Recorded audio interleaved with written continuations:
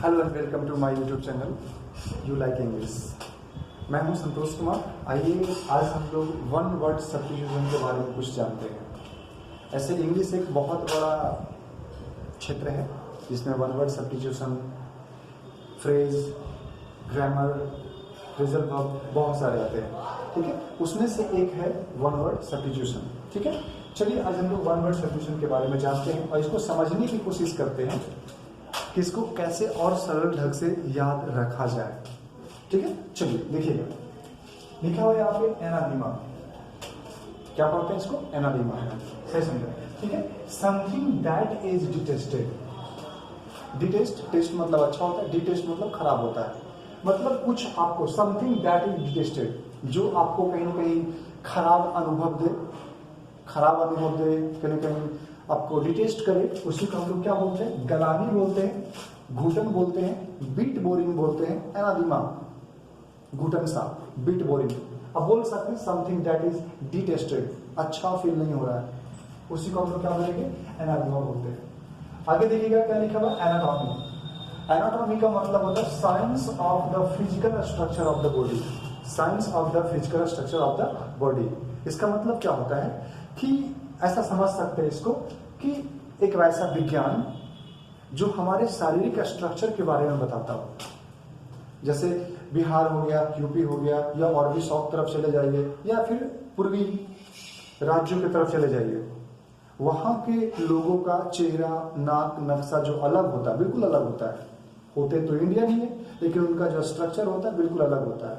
तो उसके बारे में जो अध्ययन किया जाता है, ठीक है ना, जो साइंस में पढ़ना होता है, उसी को हम लोग क्या बोलेंगे? एनाटॉमी बोलते हैं। Science of the physical structure of the body. आगे देखिएगा, बिहार में देखिए कुछ ऐसे राज्य हैं वहां पे हाइट बहुत अच्छे होते हैं, लेकिन नागालैंड या सिक्किम या और उस तरह के राज्यों में चले जाइए तो हाइट उन लोग का बहुत छोटा होता है। देखिएगा, एंशिएंट का मतलब क्या होता है? एंशिएंट मतलब होता है एक्चुअली पुराना है। ठीक है, एंशिएंट का मतलब क्या होता है? पुराना होता है। लेकिन देखिए, वन वर्ड सब्स्टिट्यूशन का मतलब ही यही होता है कि अगर एक शब्द को सही तरीके से डिफाइन करने आ गया ना, वही होता है वन वर्ड सब्स्टिट्यूशन। और एग्जाम में क्या होता है कि ये फिक्स नहीं है, इसके जगह पर वो और भी बदल कर दे सकता है। ठीक है, तो आपको सिर्फ इस वर्ड का सही से प्रॉपर डिफाइन करने आना चाहिए। अगर डिफाइन करने आ गया, समझ में आने लगा, वही होता है वन वर्ड सब्स्टिट्यूशन। तो ये समझते हैं, belonging to the long past. Belong मतलब होता है संबंधित होना, बिलोंग कर रहा है उससे। बिलोंग मतलब होता है, बिल्कुल आप ऐसा समझ सकते हैं। ठीक है, तो belonging to the long past, बहुत लंबे समय के चीजों से वो डिपेंड करता है, जुड़ा हुआ है, संबंध रखता है, तो उसी को belong to the long past, उसका मतलब प्राचीन बोल सकते। और एक इसी से मिलता जुलता वर्ड आता है ऑब्सोल्यूट। ऑब्सोल्यूट का मतलब होता है अप्रचलित, मतलब वो अभी चलन में नहीं है। इसका हिंदी अगर देखा जाए, मीनिंग देखा जाए, तो इसका ये भी बोला जा सकता है belong to the long past. जैसे पहले अमिताभ बच्चन वगैरह देखते होंगे ना, पहले नीचे वाला पूरा फुल लंबा सा, चौड़ा सा, फैला फैला होता था, अब वो नहीं चलता है। तो वो क्या हो गया? अब वो अप्रचलित हो गया, अब नया फैशन आ गया। अब नीचे काफी नैरो होता है और ऊपर में काफी फैला फैला पहनते हैं हम लोग, ये अप्रचलित में आ गया। आगे देखिएगा, यहाँ पे एनेक्डोट बोल सकते हैं आप इसको। Short usually amusing story about some real person और इवेंट। झांकी जिसको बोल सकते हैं, महात्मा गांधी कोई बच्चा बन के दिखाता है, स्टोरी, उनके स्टोरियों को समझाता है, उसी को हम लोग क्या बोलते हैं? झांकी। लिखा हुआ बिल्कुल, a short usually amusing story.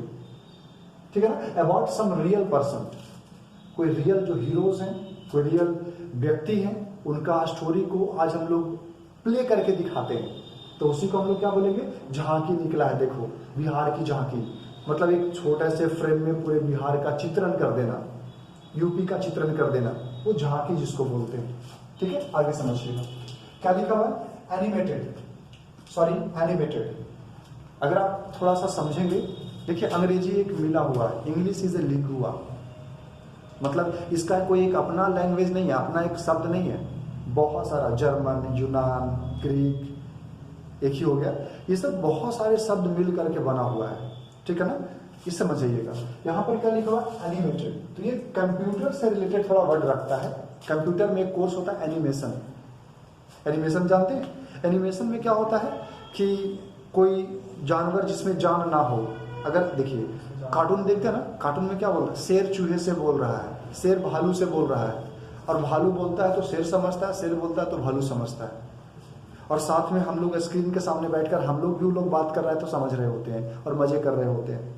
Actually में शेर की भाषा हम नहीं समझेंगे और शेर की भाषा भालू नहीं समझेगा, लेकिन वो हिंदी में क्या किया जाता है, एनिमेशन किया जाता है। समझ पा रहे? कार्टून वगैरह देख लीजिएगा तो एनिमेटेड वही से बना हुआ है। ऑब्जेक्ट, ऑब्जेक्ट मतलब कोई वस्तु होता है, of having life in them, जिसमें लाइफ डाल दिया गया, जान डाल दिया गया, उसी को हम लोग क्या बोल सकते हैं, सजीव बोल सकते हैं। मूवी में देखिए ना, गाड़ी उड़ रहा है, पहाड़ पत्ते सब उड़ रहे हैं, सब कुछ ये क्या है, एनिमेशन का कमाल है। मतलब जिसमें जान ना हो वो भी जान डाल देता है। देखिएगा, हाँ अब देखिएगा यहाँ पर एक एनल्स वर्ड हो गया, और यहाँ पर एनिवर्सरी भी वर्ड हो रहा है, और यहाँ पर एनुअल भी हो रहा है। अगर सही मायने में देखा जाए तो आप कंफ्यूज कर सकते हैं, क्योंकि एनल्स का मतलब कहीं ना कहीं ईयर बाय ईयर बता रहा है, एनिवर्सरी का मतलब भी वही बता रहा है, ईयरली सेलिब्रेशन, और यहाँ पे एनुअल का मतलब भी वही बता रहा है, ईयरली।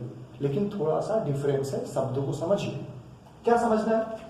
एनल्स का मतलब होता है story of events year by year. Story, कहानी, मतलब कोई जो साल दर साल जो घटनाएं हुई है ना, उसका एक डिटेल विवरण जो रहेगा ना, उसी को हम लोग क्या बोलेंगे, एनल्स बोल सकते हैं। अब जैसे कोई बुक में देखते होंगे, पहले ये हुआ, उसके बाद ये हुआ, उसके बाद ये हुआ, उसके बाद ये हुआ, उसके बाद ऐसे हुआ, ये पूरा डिटेल्स है। तो अगर पूरा डिटेल्स है, एक पूरा लिस्ट है, एक पूरा डाटा है, तो उस चीज को क्या बोलेंगे, अरे पूरा एनल्स है, पूरा स्टोरी ही है, घटनाओं का पूरा सीरीज है, पूरा स्टोरी है, कब कब कैसे कैसे क्या हुआ, तो उस चीज को हम क्या बोलेंगे, एनल्स बोल सकते हैं। देखिएगा, एनिवर्सरी का मतलब क्या होता है?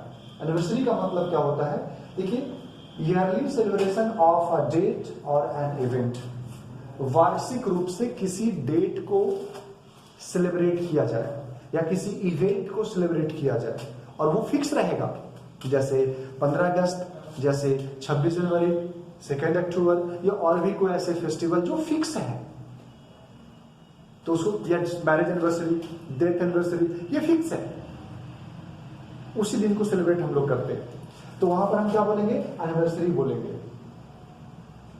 लेकिन एनुअल हम नहीं बोलेंगे। एनुअल में क्या डिफरेंस है, which happens once in a year, जो साल में एक बार होता है। अब थोड़ा सा कंफ्यूजन हो सकता है, सर साल में तो एक बार ये भी होता है, साल में एक बार तो ये भी होता है, लेकिन ये किसी एक फिक्स डेट को होता है, लेकिन ये एक फिक्स डेट को नहीं होता है, बस साल में एक बार आएगा।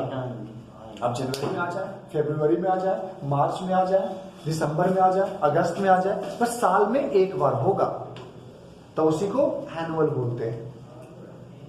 बात समझ पा रहे? दिवाली, जैसे 15 अगस्त आज है तो अगले महीने नहीं मना सकते, फिक्स डेट पे है, लेकिन अगर एग्जाम या आज नहीं हो करके किसी कारणवश वो अगले बार हो सकता है, अगले मंथ हो सकता है, तो ये हो गया एनुअल, लास्ट फाइनल, इसको हम लोग एनुअल बोलते हैं। तो you have to understand there is a difference, and if you are able to understand difference and you can find out the option and you can castigate the option also.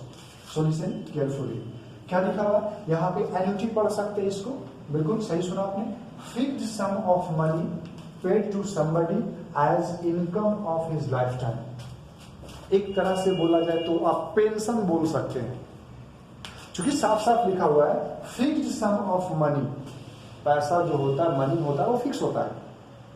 Paid to somebody, किसी को paid किया जाता है as income in his lifetime, और उसका जो